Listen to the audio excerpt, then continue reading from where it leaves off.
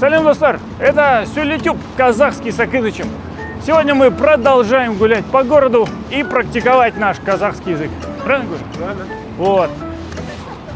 Сейчас обязательно. Сейчас я договорюсь, сфоткаемся. Главная наша задача – описывать все, что видим вокруг. И даже если это получается не всегда правильно и сразу, ничего страшного. Главное, чтобы наши мозги, қазақша мозги, біздің миымыз жұмыс жасау керек. Наши мозги должны работать. Вот так.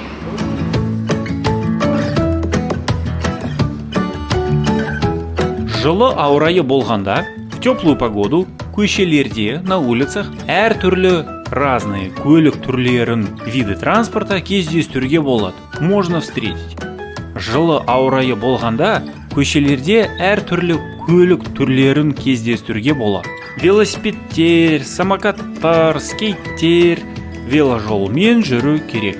Велосипеды, самокаты, скейты должны двигаться по велодорожке.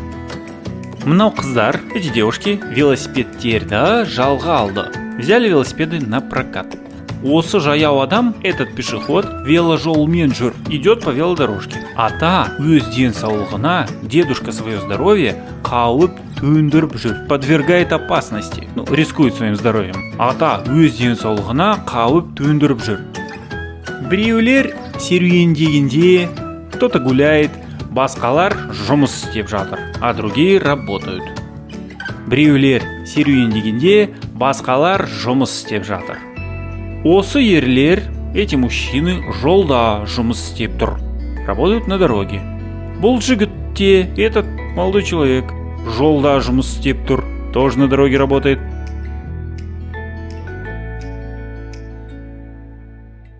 Осы адам да жолда жұмыс істеп отыр, и этот человек тоже работает на дороге. Мұндай жұмыста, на этой работе, ол қатты шаршайтын шығар. Он, наверное, сильно устает.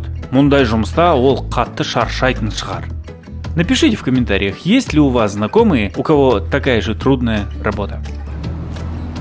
Можно вообще отдельный выпуск снять про алматинские балконы. Например, вот.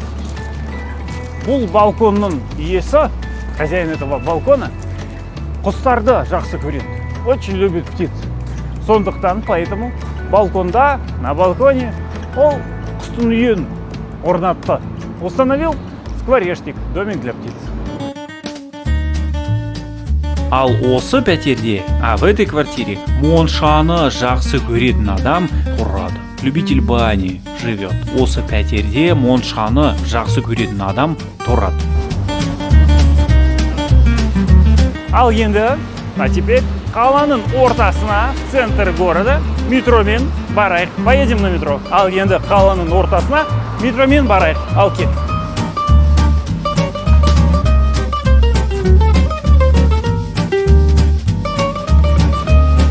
Внутри метроның ішінде осындай ескірген телефон аппараттары бар.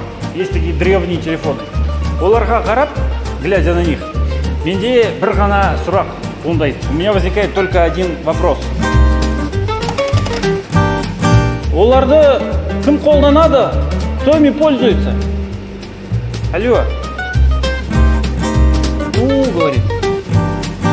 Біріншіден, для начала, эскалатор мен түсемін, спущусь по эскалатору. Бүгін метро ішінде, сегодня в метро, менен басқа, кроме меня, ешкім жоқ сияқты. Кажется, никого нет. Бүгін метро ішінде, менен басқа, ешкім жоқ сияқты. Нет. Мен қателесіппін. Оказывается, я ошибался. Метроның ішінде адамдар аз, бірақ олар бар. Внутри метро людей мало, но они есть. Және де көп бос орындар бар.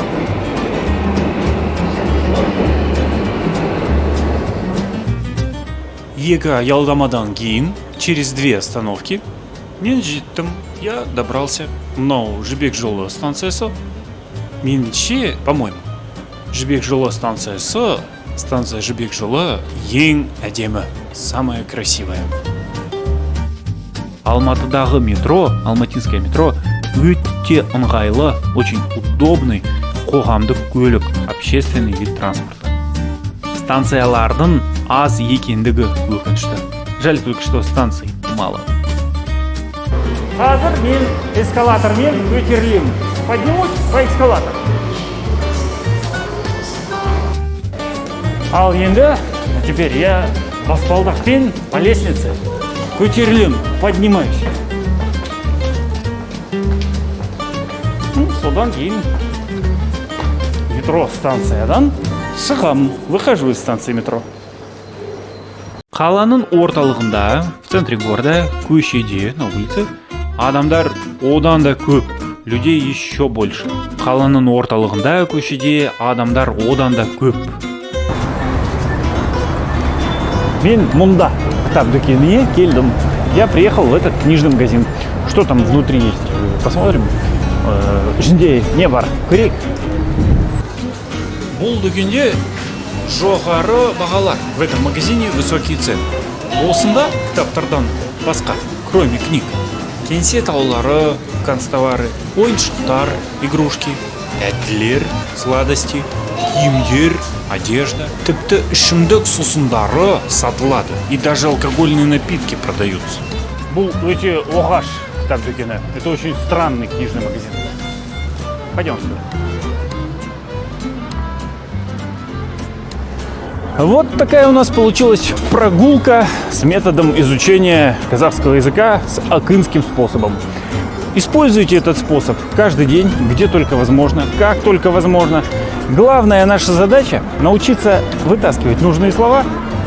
И я вас уверяю, чем больше мы будем практиковать этот способ, тем быстрее свободно заговорим на казахском языке. Ну а в заключении маленькая мотивационная фраза, которая написана здесь на латинице, без перевода. Сейчас переведем. Сенімді бол, будь уверенным. Асықпа, не торопись.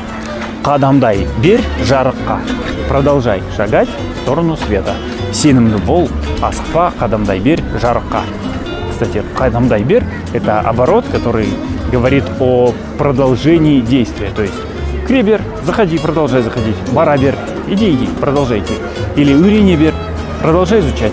Қазақ тілін үйрене беріңіз.